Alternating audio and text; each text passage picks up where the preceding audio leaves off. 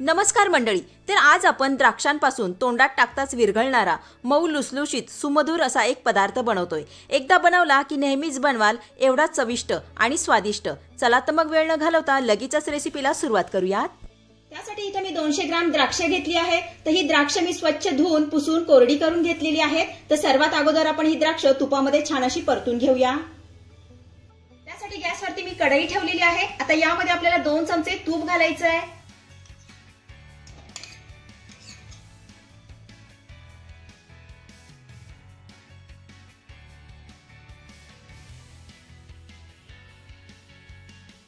तूप छान वितळलं की यामध्ये आपल्याला द्राक्ष घालायची आहेत. आता गॅसची फ्लेम आपल्याला लोच ठेवायची आहे आणि लो फ्लेम वरती आपल्याला ही द्राक्ष 2 ते 3 मिनिटं छान अशी परतून घ्यायची आहे.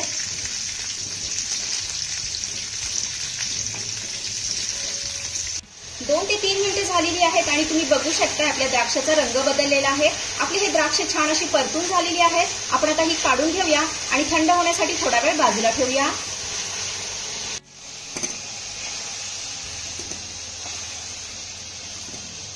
इथे आपले हे द्राक्ष पूर्णपणे थंड झालेले आहेत. आपण आता हे मिक्सरच्या भांड्यामध्ये काढून घेऊया. द्राक्ष आपले मिक्सरच्या भांड्यात काढून झाल्यानंतर यामध्ये आपल्याला 10 ते 12 बदाम घालायचे. त्यानंतर 10 ते 12 काजू घालायचे. त्यानंतर 2 चमचे तीळ घालायचे आणि अर्धी वाटी दूध घालायचंय. त्यानंतर याला झाकण लावायचंय आणि मिक्सरवरती याला बारीक असं फिरवून घ्यायचंय. तर इथे तुम्ही बघू शकता आपलं सर्व साहित्य छान असं फिरवून झालेलं आहे. हे बघा इतकं बारीक मी फिरवून घेतलं आहे. आपण आता हे थोड्या वेळासाठी बाजूला ठेवूया. त्यानंतर मगाशी आपण द्राक्ष परतून घेतले त्याच कढईमध्ये आपल्याला अर्धी वाटी रवा घालायचा आहे.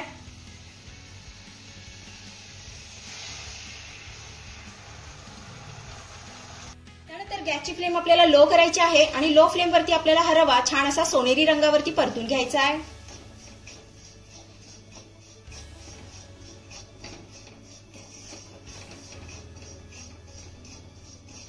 तर इथे तुम्ही बघू शकता आपला हा रवा छान असा सोनेरी रंगावर परतून झालेला आहे. आता यामध्ये आपल्याला मिक्सरला फिरवलेलं द्राक्षाचं मिश्रण घालायचं आहे.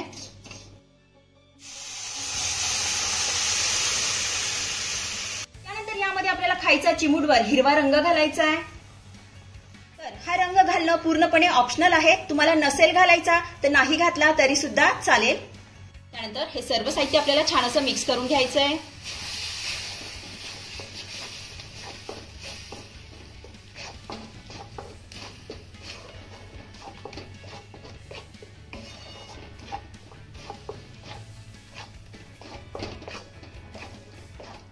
तर इथे तुम्ही बघू शकता आपलं सर्व साहित्य छान असं मिक्स करून झालेलं आहे. आता यामध्ये आपल्याला पाववाटी गुळ घालायचा आहे. त्यानंतर हा गुळ देखील आपल्याला छान असा मिक्स करून घ्यायचा आहे आणि याचा घट्ट गोळा तयार करून घ्यायचा आहे.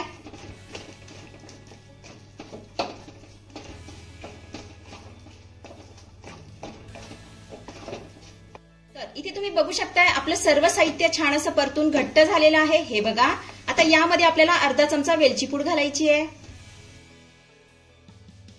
आता ही वेलची पूड छान अशी मिक्स करून घ्यायची आहे.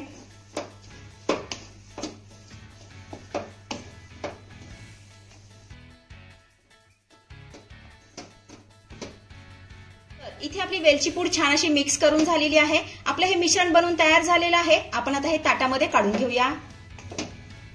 अगोदर आपल्याला ताटाला तूप लावून घ्यायचं आहे.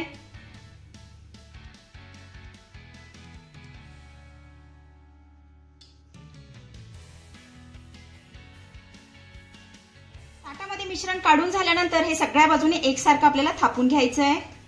हे बघा अशा पद्धतीने.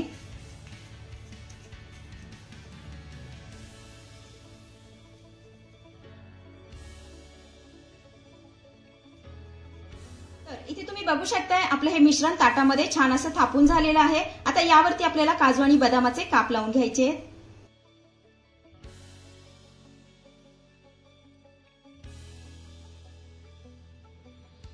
त्यानंतर याला हाताने छान असं दाबून लावायचं आहे.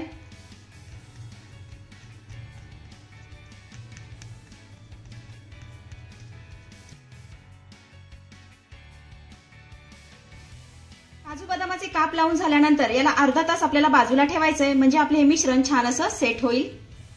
अर्धा तास झालेला आहे आणि आपलं हे मिश्रण छान असं सेट झालेलं आहे. आपण आता याच्या वड्या कट करून घेऊया.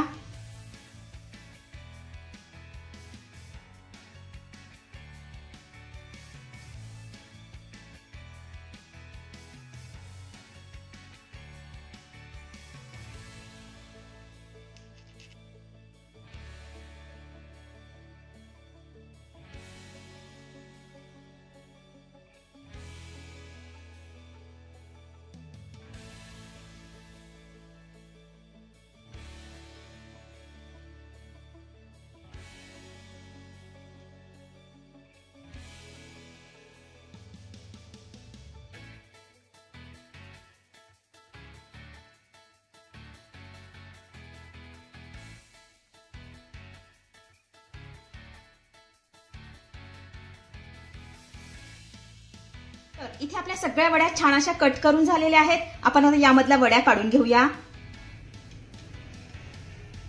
हे बघा, अगदी आरामात वडी निघालेली आहे, कुठेही ताटाला चिकटलेली नाहीये. आता अशाच पद्धतीने आपण सगळ्या वड्या काढून घेऊया.